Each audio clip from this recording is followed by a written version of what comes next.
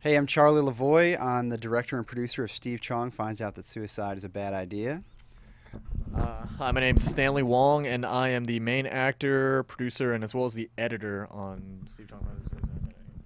I'm Matthew Redondo, and I'm the executive producer of Steve Chong Finds Out That Suicide is a Bad Idea. If you didn't hear Stanley and Charlie before. Steve, what are you doing? I got fired, and then I ruined the best chance I ever had with a girl. I've also failed at everything that I've been passionate about in life.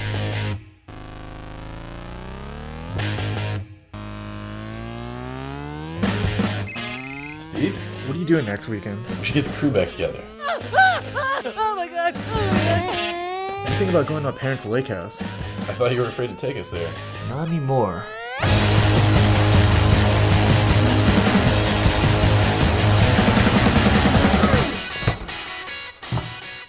Suicide letters. These are really bad. Guys, we should hand out the weapons. There are no knives or forks in here. And there are marshmallows and fish hooks. Man, what the hell is going on? You know you want to kill yourself, man. Steve, is that you? What are you two doing here? You invited us, silly.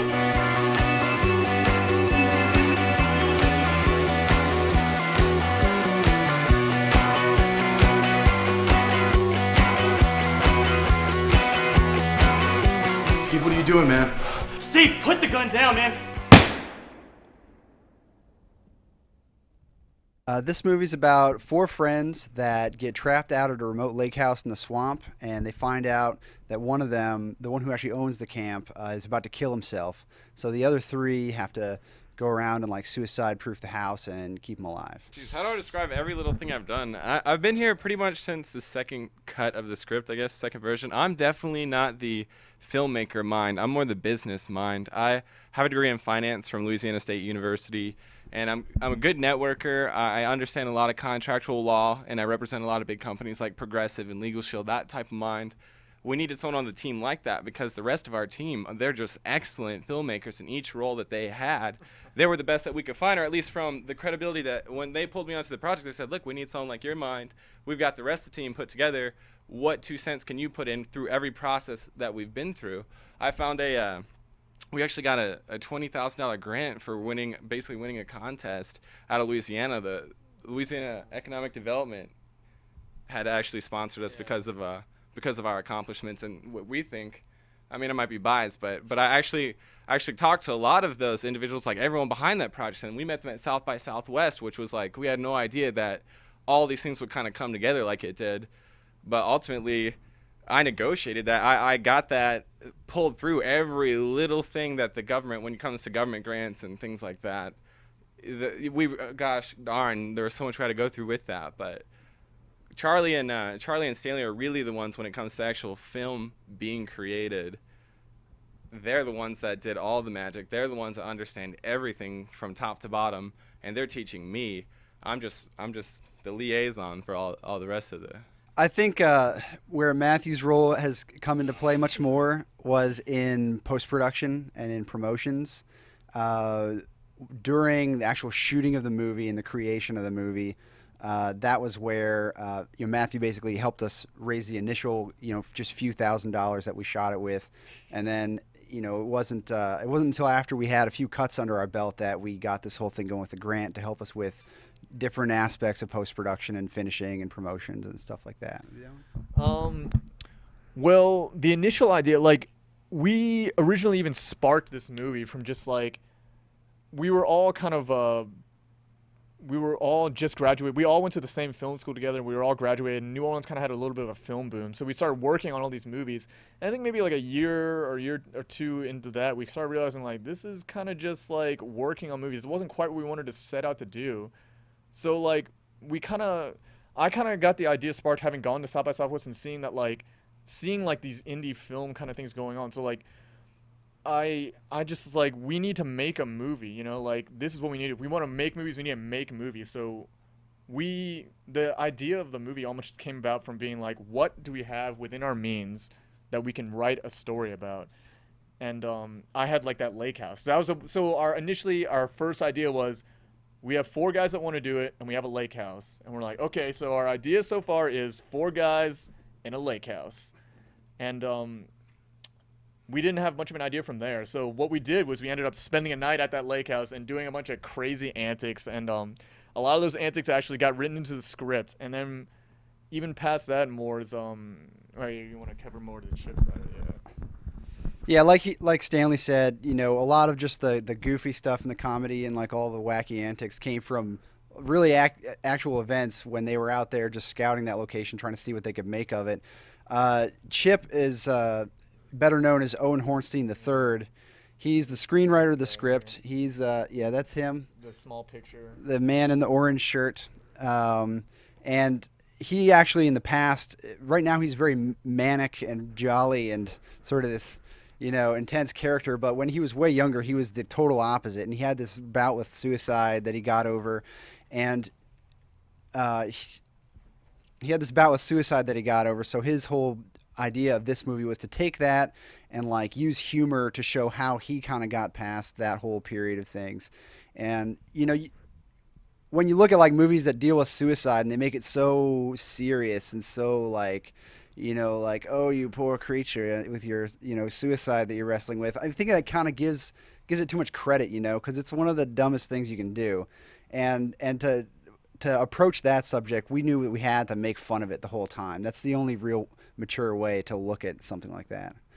Right. I mean, for Chip, it was a really personal thing, and so he had the inside look at it, and we tried to tap that as much as we could. I don't think we did a whole lot of outside research outside of just knowing him. And I mean, he's a guy that I've been actually living under the same roof with him for like 10 years. He's one of my best friends. So I knew a lot about it just through him mostly.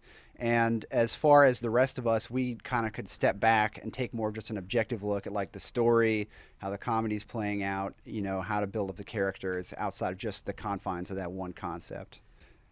I think at this point, it's kind of like it's out there, we can't actually keep making this movie forever. We have to at some point say, okay, it's done.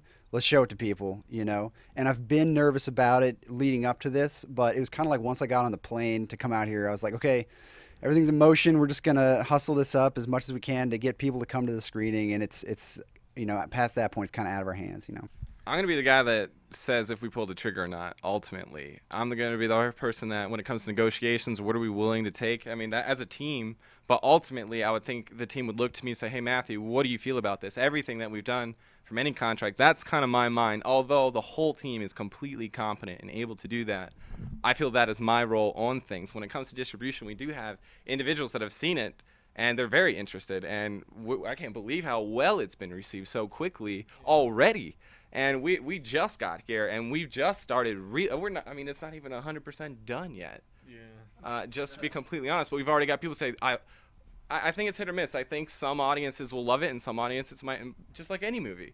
But I think we have an audience that would love this, and I hope it turns into some kind of cult classic. And we're not trying to pick on anyone that has self-esteem issues or might want to kill themselves. It's just our expression of someone going through that situation and what they did to cope with it.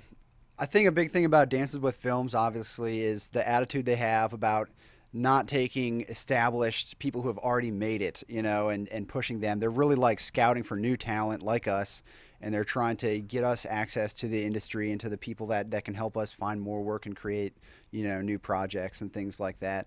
Ultimately, part of it's going to come down to the fact of who accepts you as well. Like, this is one of the few festivals that has said, come on, like, let's do this. We're excited about your movie. And so far, like, they've been really welcoming and really receptive and really communicative of different ways that we can try and go after audiences and get them in and get the publicity done and stuff like that. So South by Southwest, I mean, we've been there a few times. Stanley's been there more than any of us. Yeah. And it's such a massive circus.